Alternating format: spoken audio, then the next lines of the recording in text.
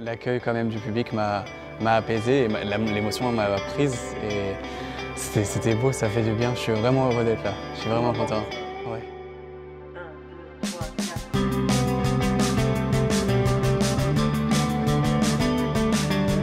Je suis très excité et j'ai hâte de partager le film. C'est vrai qu'il y a eu une première projection hier, mais on n'y a pas assisté. Et là, j'ai hâte de ressentir un peu les vibrations de la salle, de savoir si les gens rient, si les gens pleurent, comment ils reçoivent le film. En fait, c'est vrai que pour le coup, quand on fait un film pour le cinéma, on le pense vraiment. En tout cas, moi, je sais qu'en l'écrivant sur le plateau, au montage, j'essaie toujours de penser aux spectateurs. Et là, c'est impressionnant de se dire qu'il y a enfin des gens qui vont le recevoir. Et je ne sais pas comment ils vont le prendre, on va voir.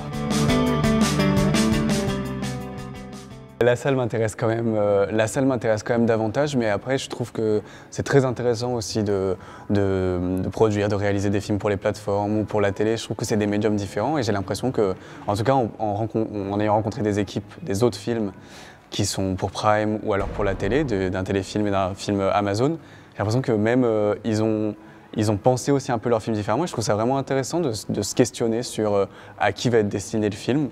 Et ça doit être d'autres challenges, mais c'est vrai que ça m'intéresse énormément, la salle, le grand écran, l'expérience collective. Moi, j'ai vraiment l'impression que le cinéma, quand même, le partager, il y a quelque chose qui décuple l'expérience. Et j'ai absolument rien contre les plateformes. Moi-même, je suis consommateur de films de plateforme, mais c'est vrai que se retrouver dans une salle de cinéma, mes plus grandes émotions devant des films ont toujours été dans les salles de cinéma. Ça fait 4 ans que Les Drapeaux de papier est sorti, mais en fait c'est parce qu'il y a eu d'autres projets, il y a eu d'autres écritures et Tony est né assez vite. C'était en juin 2021 que j'ai écrit. Le premier jet, ça a été très rapide, on a développé et en juin 2022 on tournait. Et là en septembre 2023 il va sortir, donc ça a été un peu d'un geste, d'un trait, et c'est vrai que c'est un film pour lequel, une fois que l'idée a germé dans ma tête et que l'envie de faire ce film est née, j'ai été complètement happé par ce sujet, j'ai été complètement happé par le casting, par travailler avec Camille, par travailler avec Thomas, Louise, Léa, Oscar et Juliane. Ça a été passionnant de faire ce film et j'en ai été complètement envoûté. J'étais très heureux. C'était un tournage très joyeux. Tout a été très joyeux. Mon producteur Nicolas Dumont et Hugo Sélignac, c'est ces deux personnes qui m'ont extrêmement bien accompagné. Et ça a été la Studio Canal qui sort le film sont super aussi. J'ai l'impression de vivre avec une famille de cinéma et c'est génial. C'est vraiment très. Ouais, je me sens vraiment porté, je me sens vraiment aidé et aimé. Et ça fait beaucoup de bien. C'est une question intéressante. Non, je pense que ça aurait pas pu être le premier. Les drapeaux de papier, ça m'a aidé à apprendre qu'il fallait se détacher de ses influences aussi.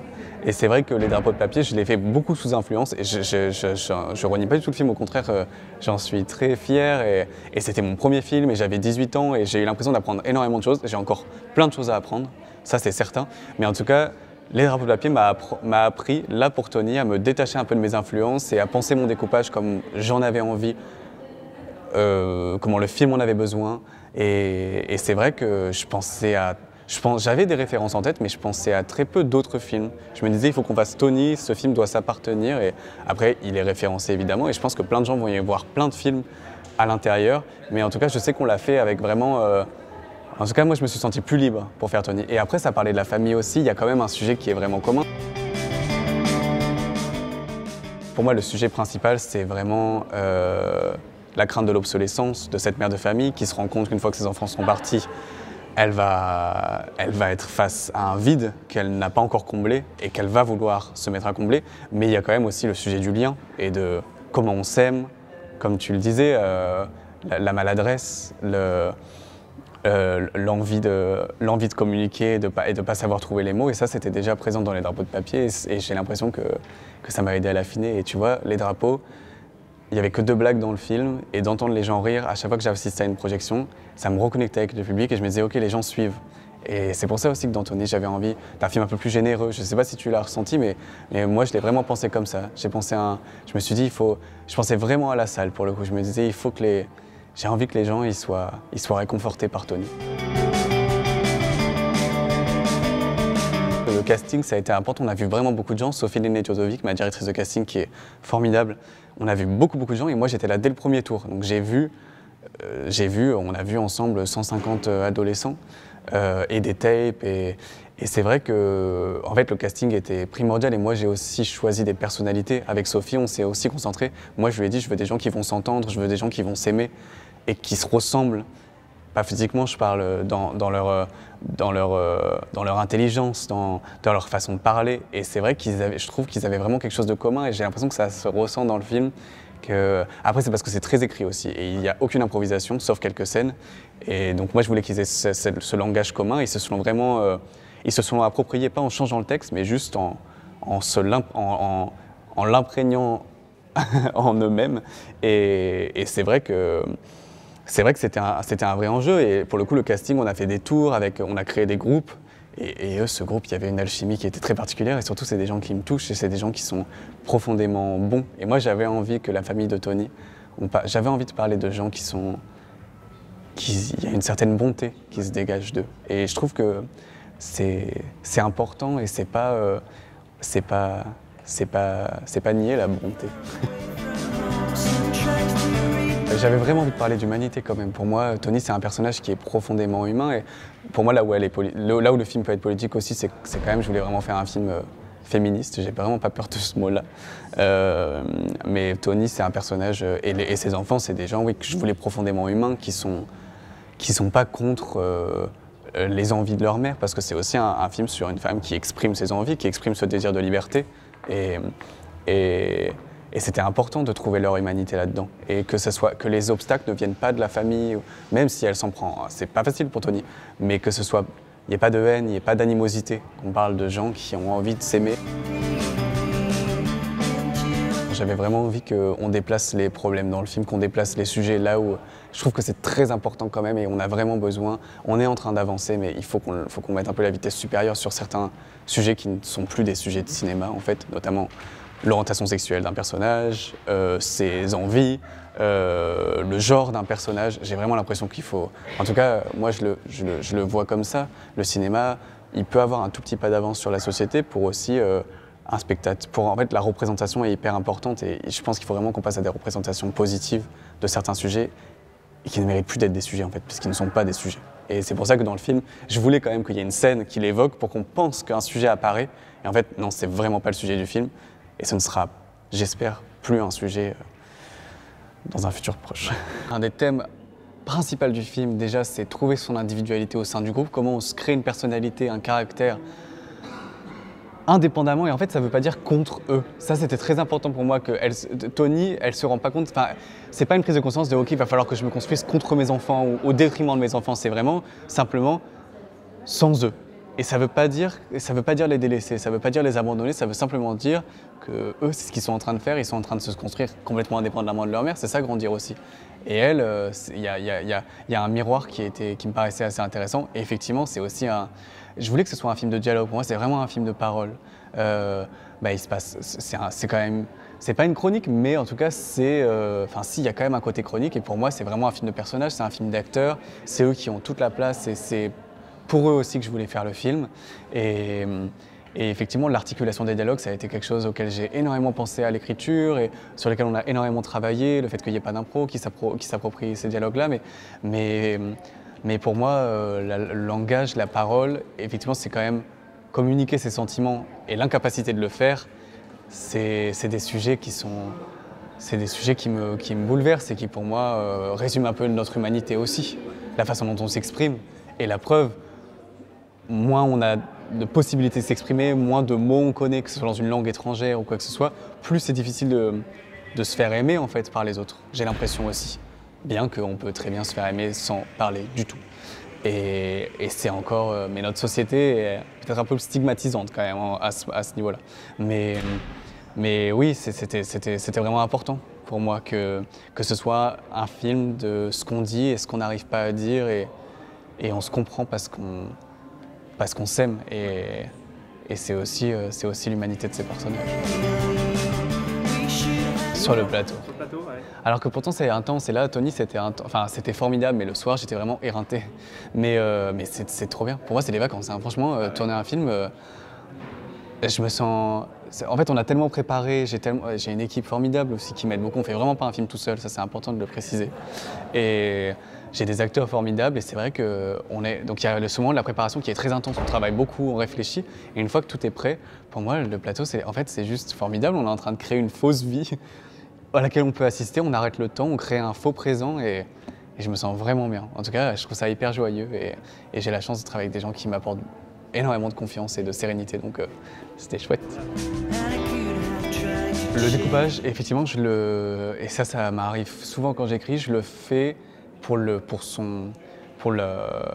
presque sa totalité pendant l'écriture. C'est un truc qui est assez lié. En fait, j'ai beaucoup de mal à écrire si j'arrive pas à voir la scène et si j'arrive pas à la découper. C'est vrai que le découpage se fait assez naturellement et je prends des petites notes. C'est pas un découpage définitif, mais si j'ai pas une vision d'ensemble de la scène ou si je me dis ok, je sais que la caméra, je vais en faire ça, je sais que cette scène, elle va m'amener un travelling. Je sais pas si vous avez remarqué, mais dans le film, il y a pas mal de travelling qui suit les personnages et je voulais une mise en scène très posée, que ce soit les personnages qui insufflent le mouvement à la caméra et pas une caméra à l'épaule qui vient leur imposer une énergie. Et donc ça, c'était déjà présent à l'écriture. Je sais que c'était quelque chose. Et il y a des scènes qui étaient rythmées par ce genre de travelling, par cette mise en scène, par ces panoramiques. Et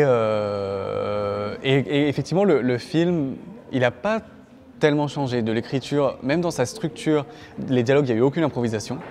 Ça, on s'en est déjà parlé. Il n'y a pas eu d'impro, c'était très écrit. Et moi, c'était très important pour moi qu'ils aient un langage commun, comme c'est des frères et sœurs, qu'ils évoluent dans le même environnement. S'ils ne parlaient pas la même langue, ça allait créer quelque chose d'un peu étrange, je trouve, et une vérité qui serait peut-être moins évidente. Et donc, effectivement, quand même, le film ressemble vraiment à ce qu'il était. Après, ils ont apporté...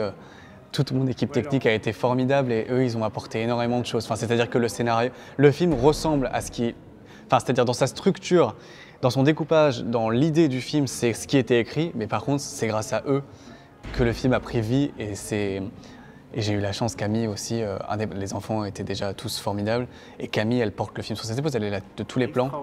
Et elle a été tellement généreuse. Vraiment, c'était un énorme cadeau d'avoir Camille Cotin sur le film.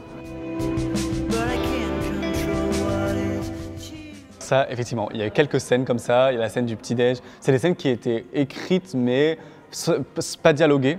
Il y en avait très peu, mais il y avait... Et cette scène où ils sont en train de jouer au Uno, on va pas dire quand dans le film, mais une scène de jeu de société, de réunion de famille. En fait, c'est parce que tous les soirs, au camping, on était tous au même endroit et ils faisaient des Uno, mais jusqu'à 2 h du matin, tous les soirs. Et en fait, je les regardais, je jouais avec eux et ça m'inspirait énormément de choses. Vraiment, c'était bouleversant de les voir. Je voyais une famille qui se liait et j'avais l'impression que l'alchimie, elle se faisait de façon très évidente quand ils partageaient un moment tous ensemble. Et c'est le dernier jour de tournage que j'ai demandé à mon équipe et à mon producteur, est-ce qu'on peut rajouter une scène, c'est très important. Et on a rajouté cette scène du Uno et ça a duré 30 minutes où ils jouaient. En fait, c'était juste eux qui jouent de la même façon qu'ils jouent. Là, ils étaient devenus leur personnage. C'était le dernier jour du tournage. Ça faisait 2 mois qu'on vivait tous ensemble et ils s'appelaient par leur prénom de personnage. Ils ont joué. Et effectivement, Marcus, Thomas, Joria, dans toute sa splendeur, a sauté sur le lit et a cassé le lit. Heureusement que c'était le dernier jour. Il l'a vraiment cassé. Et c'était un grand moment, ça m'a fait beaucoup rire et je me suis dit ce sera jamais dans le film parce que c'est dur de trouver la place et en fait ça s'est imposé de façon assez évidente au montage. Ouais. Contrairement au drapeau de papier, mon premier film où j'étais extrêmement stressé, là non, j'étais trop content. J'étais très très stressé aussi. J'étais un peu terrifié et en même temps, je me souviens que j'étais excité à l'idée de voir Camille dans le rôle, dans le personnage. Il n'y avait pas les enfants le premier jour, c'était qu'avec Camille. Et c'était des scènes de elle qui marchent dans la rue, qui sont plus dans le film. J'étais trop content. Il y avait 70 personnes à la cantine, à l'équipe technique, qui étaient là pour faire Tony. Et je me disais, j'ai tellement de chance. Là, pour le coup, je me sens vraiment... C'est un privilège de faire du cinéma. On a beaucoup de chance, je trouve. C'est un métier où on reçoit énormément d'amour de la part quand ça se passe bien. Mais moi, j'en ai beaucoup reçu. Et je l'ai senti dès le début. Et ça m'a fait... C'était formidable, vraiment. Moi, je me sens pas du tout mentor encore. J'ai l'impression que ça vient avec les années et en grandissant qu'on trouve cette légitimité. C'est marrant parce que j'ai jamais questionné ma légitimité à faire du cinéma. Ça, c'est pas quelque chose que j'ai eu un problème. C'est vraiment une nécessité. J'adore ça, faire des films. Et puis je me dis que tout le monde peut faire des films qui en ressent vraiment le besoin. Mais donner des conseils, non, je pense que c'est ça. C'est que si on ressent la nécessité de faire des films, il faut pas se poser la question de la légitimité. déjà avoir envie de faire un film, c'est pas si courant que ça. Il n'y a pas tout le monde dans la vie qui a envie de faire des films, en vrai. Et si on en ressent le besoin et si on en ressent l'envie, à partir de ce moment-là, il faut se dire ok, c'est possible. Et tu vois, moi, je viens pas du tout d'une famille du cinéma, je viens du sud de la France. Et enfin, si je me dis ça, c'est que je peux me permettre de le dire. Je viens d'une famille qui est pas du, je viens d'un milieu social qui est privilégié, j'en ai conscience. Ma famille n'était pas riche du tout, mais je suis pas dans une précarité. Ça me permet de penser à ça. Mais j'ai l'impression que, en tout cas, oui, effectivement, c'est peut-être un conseil difficile à appliquer, mais si on ressent la nécessité de faire des films, je pense qu'il faut en faire et je pense qu'il faut creuser. Parce que c'est pas. L'envie, je pense que c'est déjà. C'est vraiment une grosse partie du travail. C'est le moteur. Parce qu'il va falloir convaincre tout le monde en fait sur un plateau. Quand on fait un film, on passe notre temps à convaincre des gens. Que ce soit à l'écriture, que ce soit sur le plateau, que ce soit là. Convaincre les gens d'aller voir le film, c'est que de la conviction. Donc avoir la conviction déjà de le faire, je pense que c'est pas mal.